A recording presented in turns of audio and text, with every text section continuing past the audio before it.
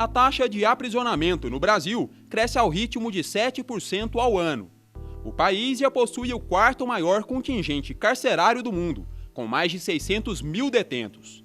Apesar disso, a sensação de insegurança da população não diminui, fator que evidencia a ineficiência do atual modelo de encarceramento e a necessidade de mudanças. Sistema prisional brasileiro é o tema de hoje do Viver Ciência. Prendemos muito e errado. É essa a conclusão de considerável parcela dos especialistas em segurança pública do Brasil. Hoje, grande parte da população presa, ela é presa por crimes relacionados à questão de drogas e crimes relacionados à questão patrimonial.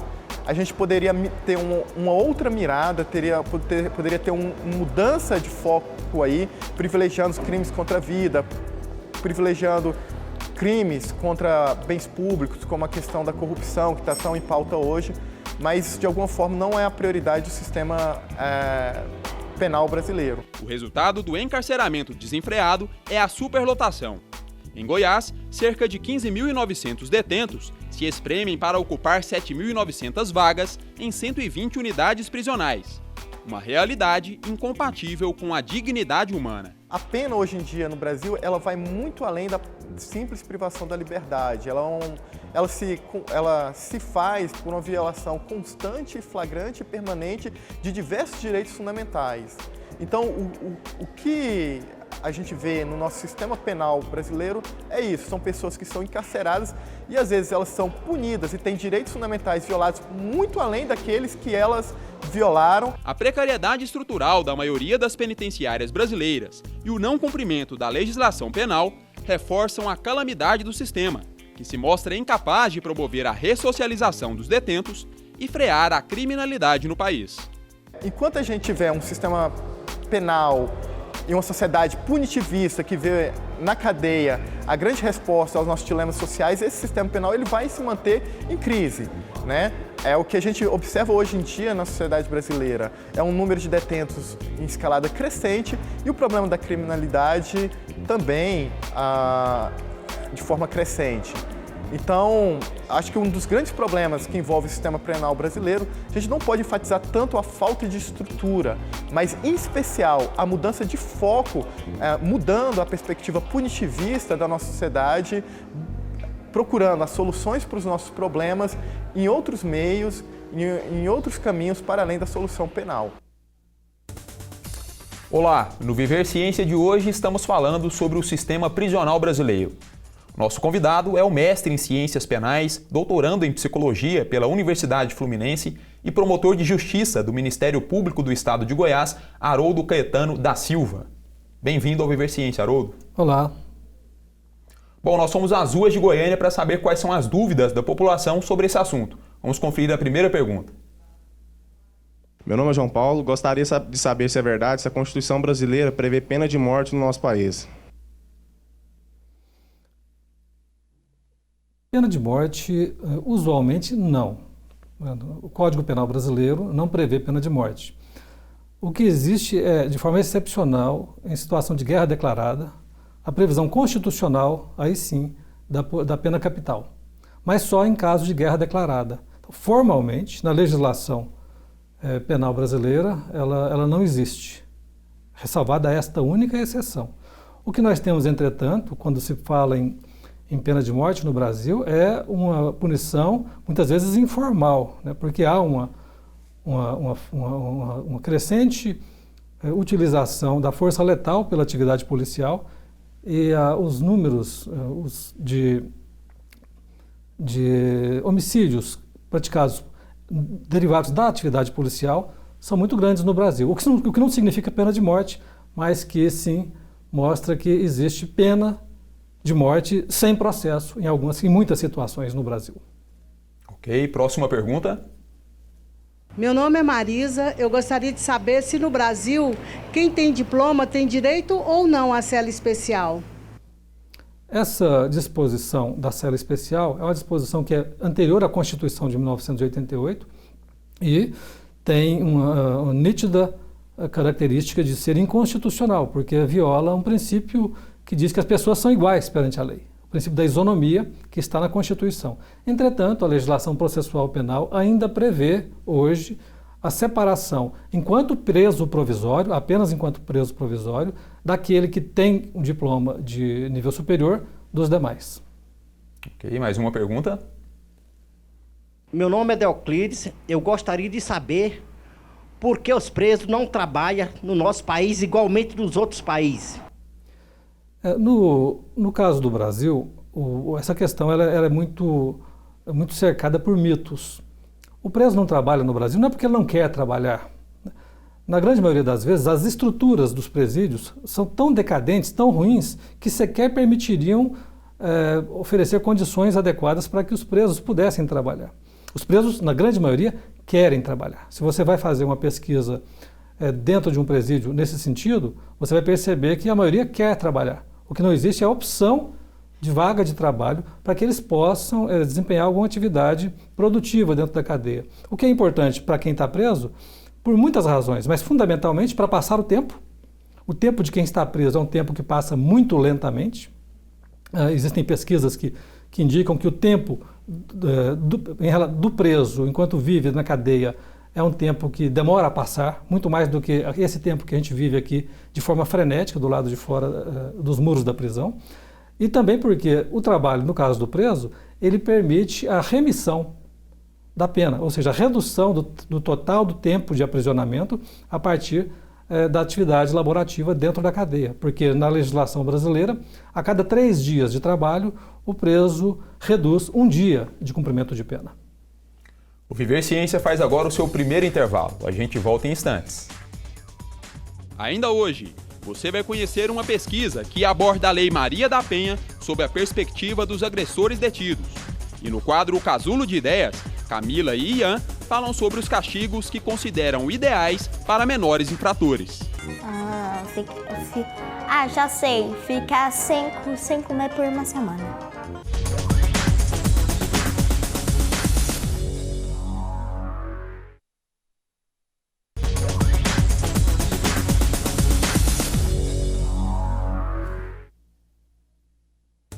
Estamos de volta com Viver Ciência, hoje falando sobre o sistema prisional brasileiro.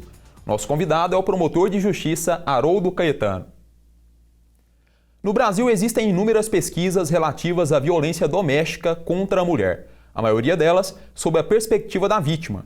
Um pesquisador da UFG decidiu ouvir o outro lado da história, o do agressor enquadrado pela Lei Maria da Penha. Lei que em 2016 completa 10 anos de existência. Complexo Prisional de Aparecida de Goiânia, Goiás. 30 homens, entre condenados em definitivo e presos preventivos, relatam seus pontos de vista sobre a lei que os levou ao encarceramento, a Lei Maria da Penha. É interessante que alguns deles entendem que realmente a lei está correta, etc. Porém, muitos deles não concordam com uma punição exagerada para determinados fatos. Muitos deles, por exemplo, não entendem como violência uma simples ameaça, né? Porque aquilo é uma discussão de casal, isso não é um crime. Então, muitos deles alegam, olha, eu sou um pai de família, estou aqui no meio de bandidos, né? Muitos deles também se revoltam porque, como eles estão encarcerados em virtude da Lei Maria da Penha, o que ocorre? Eles precisam ficar separados dos demais presos, que não aceitam nenhum tipo de violência contra a mulher e acabam tendo que ficar na mesma cela com acusados de estupro, por exemplo. Então eles ficam revoltadíssimos. Professor Gaspar coletou os depoimentos no decorrer do primeiro semestre de 2015 e desde então vem se debruçando sobre as informações obtidas. O estudo possibilitou a elaboração de um perfil dos sujeitos enquadrados pela Lei Maria da Penha. Ela acaba punindo aqueles que sempre são punidos. Embora a violência doméstica e familiar contra a mulher ela ocorra nos mais variados estratos sociais, invariavelmente quem acaba sendo efetivamente punido e indo para a cadeia são aqueles que já iriam normalmente por outros tipos de fatos, porque são as escolhas preferenciais do legislador criminal, que são aqueles dos mais baixos estratos sociais, ou seja, efetivamente os sujeitos pobres, sem cultura e que não têm condições de contratar bons advogados. A conclusão do estudo é que a Lei Maria da Penha inflige efetivamente uma punição contra os agressores, mas que essa punição não tem sido suficiente para frear a violência doméstica no Brasil. Alguém poderia dizer, será que essa Lei Maria da Penha ela é ineficaz? Nós poderíamos analisar por outro lado. Muitas vezes, a existência dessa Lei Maria da Penha permitiu que mais mulheres pudessem dar vazão às suas denúncias, poder buscar os órgãos judiciários. A Lei Maria da Penha, portanto, foi um avanço, porém, analisar apenas sob o ponto de vista penal, buscando a repressão, não está sendo suficiente para eliminar ou diminuir consideravelmente esses atos de violência. Então, outras políticas públicas deveriam ser levadas em conta para que essa tendência à violência pudesse diminuir. Questões de natureza social e educacional. Haroldo, como o professor Gaspar disse aí, são medidas de ordem social e educacional para tentar resolver essa crise do sistema. Só que essas medidas, elas apresentam resultado a longo prazo. Existe algo que possa ser feito a curto prazo para a gente colher essas medidas de forma mais precoce? Claro, sem prejudicar a segurança pública? A questão é muito complexa, né? E vai para muito além da questão da Lei Maria da Penha, tão somente. O professor Gaspar levantou questões muito importantes, com as quais eu concordo, e que refletem basicamente um dado. Não se trata de impunidade.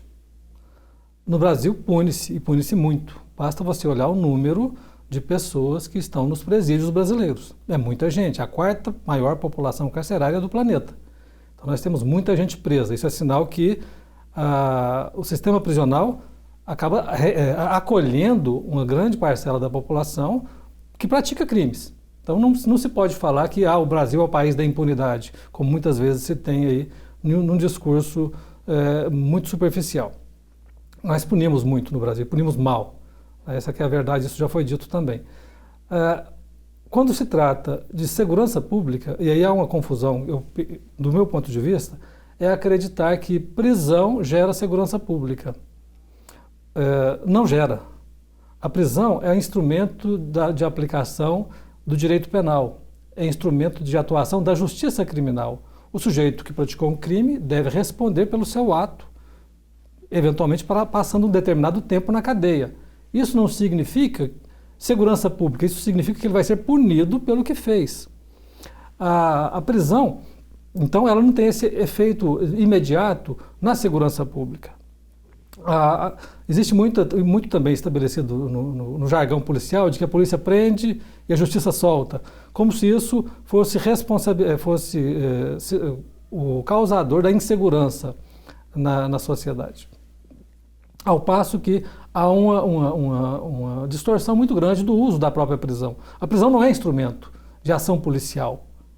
A partir do momento que o sujeito praticou o crime e foi capturado, foi preso em flagrante ou não, foi condenado, ele vai ser submetido a uma sanção penal. Isso tem um efeito individual na apuração daquele fato em relação àquele sujeito, que vai ser punido pelo que praticou. A segurança pública demanda outros institutos que vão para muito além, inclusive, da própria atividade policial. Você pergunta sobre o que poderia ser feito no curto prazo. Nós precisamos de parar de pensar no curto prazo.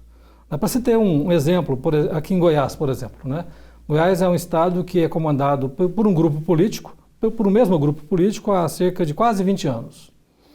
Pois bem, se há quase 20 anos, quando este mesmo grupo político assumiu o estado de Goiás, nós tivéssemos tido medidas de cunho de médio e longo prazo para reverter o quadro de insegurança pública, o quadro de violência, hoje talvez nós estivéssemos colhendo alguns resultados. Entretanto, o que nós temos visto, isso não é um privilégio de Goiás, isso vai se replicar nos demais estados, o que nós temos visto são medidas pontuais de emergência, focadas no curto prazo, por exemplo, aquisição de armamento, contratação de mais polícia, construção de presídios, embora isso também não tenha acontecido com a necessária quantidade, qualidade e tempo que os problemas exigiam, mas isso são soluções de natureza emergencial que não resolveram nada. Então nós precisamos de parar de pensar no curto prazo e pensar a questão da violência a partir das suas, dos seus fundamentos, a partir das suas causas e, a partir daí, construir políticas públicas que possam enfrentar esses problemas verdadeiramente. E a gente não precisa ir muito longe para perceber que a crise na educação pública é um dos fatores que vão gerar lá na frente problemas de ordem social que vão resultar em problemas de segurança pública. Entretanto, não se faz investimentos no sentido de fazer valer uma estruturação adequada do sistema educacional, para ficar só nesse aspecto. Poderíamos falar também aqui do sistema de saúde, para pensar, por exemplo, saúde mental, em que nós não temos uma prevenção adequada no campo da saúde mental, no campo da drogadição, e isso eclode lá na frente em problemas que são materializados nos atos de violência, que vai gerar insegurança pública. Então a gente necessariamente precisa parar, respirar e olhar para o futuro, pensando em medidas que vão dar resultados no médio e no longo prazo. Porque no curto prazo a gente não consegue resolver absolutamente nada. Bom, a gente continua esse bate-papo daqui a pouquinho. Enquanto outros países com superpopulações carcerárias reduzem as taxas de encarceramento, o Brasil segue na direção oposta, prendendo 40 mil pessoas por ano. Mas não é todo tipo de pessoa que é privada de liberdade no nosso país. Existe um perfil do detento brasileiro. Vamos conferir.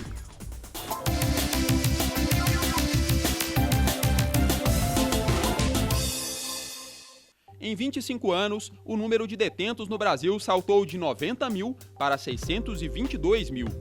Os dados são do Levantamento Nacional de Informações Penitenciárias, que traçou o perfil do preso brasileiro. Segundo o estudo, 61% dos detidos são negros. 55% têm entre 18 e 29 anos de idade. E 75% têm apenas o ensino fundamental.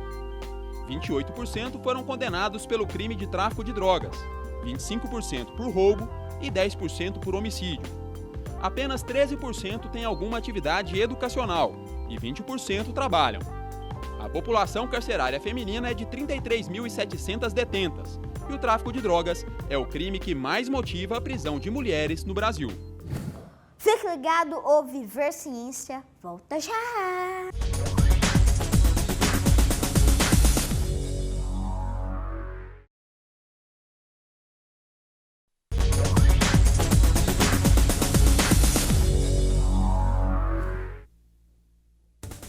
Estamos de volta para o terceiro e último bloco do Viver Ciência. O assunto de hoje do nosso programa é o sistema prisional brasileiro. É praticamente inevitável. Com alguma frequência, as crianças apresentam um comportamento inadequado, desobedecendo às ordens dos pais ou responsáveis. E aí não dá outra. Lá vem punição. Nós conversamos com a Camila e o Ian sobre arte e castigo. Olha só.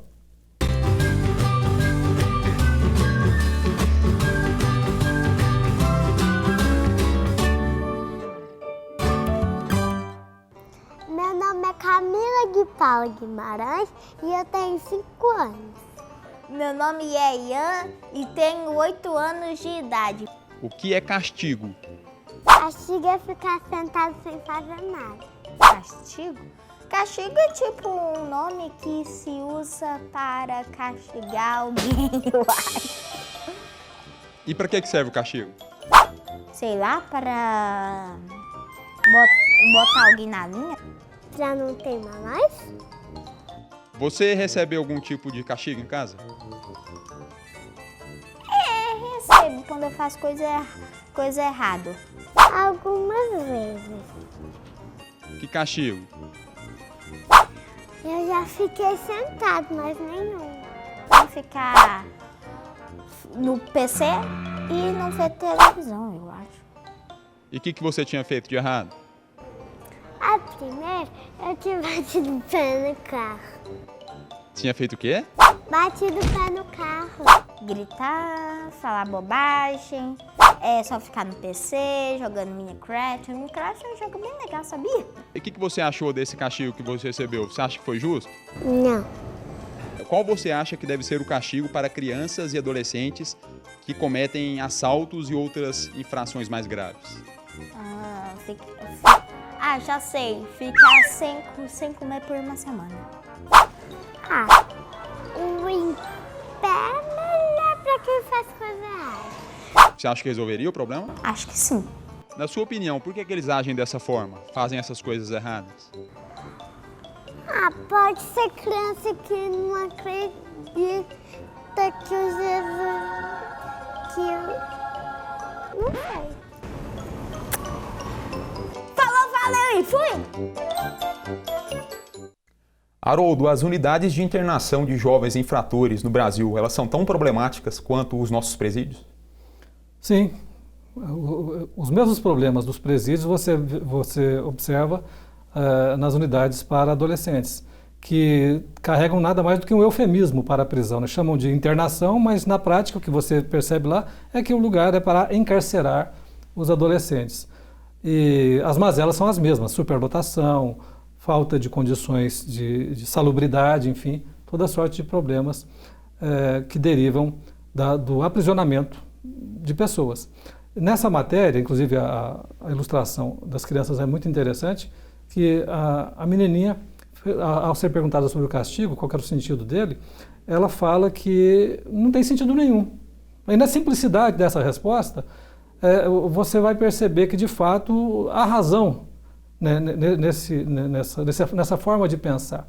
Porque, de fato, o que nós produzimos a partir do castigo dos adolescentes, em particular, são adolescentes revoltados, né? E o índice de reincidência é absurdo, porque nós estamos diante não apenas de um fenômeno relacionado à violência em si, né? Algo que o pessoal costuma dizer que é criminalidade.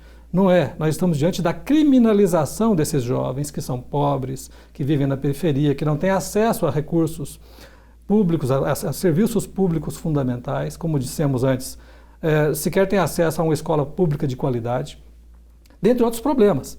Então, essa criminalização em massa, essa criminalização da pobreza, da miséria, faz com que a gente tenha como resposta, como política pública, um outro problema, um gerador de um outro problema, que é o encarceramento em massa da população. Então, para resolver o problema dessa população marginal, que vive à margem da sociedade, nós então optamos por segregá-las nos nossos presídios, seja de adolescentes, seja de adultos, o que na prática produz muito mais problemas. E os números, para ficar só nos homicídios, por exemplo, o número de homicídios no Brasil é algo que poderíamos classificar como uma epidemia, né? Mata-se demais no Brasil, prende-se demais e mata-se demais. Prende-se demais e temos números crescentes de crimes em diversos setores. Então nós precisamos de modificar essa forma de lidar com a violência. Uma delas é parar de acreditar que a cadeia recupera alguém. É isso que eu ia perguntar. Qual que é a eficiência, a eficácia real dos centros de internação e dos presídios brasileiros na recuperação dos detentos? Nenhum, é zero. Isso é uma balela, é um sofisma inventado, e muita gente acreditou que é possível transformar o homem de criminoso para não criminoso a partir do presídio. Ora, quando você prende alguém, você retira do sujeito um dos atributos dele enquanto sujeito, enquanto pessoa humana, a liberdade. Sem liberdade, como é que você vai fazer com que esse homem seja melhor do que quando estava em liberdade? Isso chega a ser bizarro. E a gente vem escutando esse discurso sendo repetido aí, como se o presídio, como se o centro de internação de adolescentes fosse capaz de melhorar aqueles sujeitos que para lá vão. Pelo contrário, o encarceramento aniquila as pessoas. E como acreditar, como é que nós ainda insistimos em acreditar que aniquilando sujeitos, aniquilando adolescentes, aniquilando homens e mulheres, como é que a gente vai construir uma sociedade melhor, pessoas melhores? É preciso modificar essa forma de lidar com o problema, porque na prática o que nós estamos tendo é o incremento da violência a partir do uso indiscriminado do cárcere, como resposta, dentro dessa política de encarceramento em massa, como resposta a essa outra política de criminalização da miséria, de criminalização da pobreza, ao invés de oferecer condições, políticas públicas para que esse quadro seja modificado. O Viver Ciência de hoje fica por aqui. Eu quero agradecer a participação do promotor de justiça do Ministério Público do Estado de Goiás, Haroldo Caetano, no nosso programa. Muito obrigado, Haroldo, pela presença. Obrigado, eu que agradeço, o prazer foi todo meu. E obrigado a você que nos assiste, lembrando que você pode continuar acompanhando o nosso programa através do site, do Facebook e do canal no YouTube da TV UFG. Até a próxima!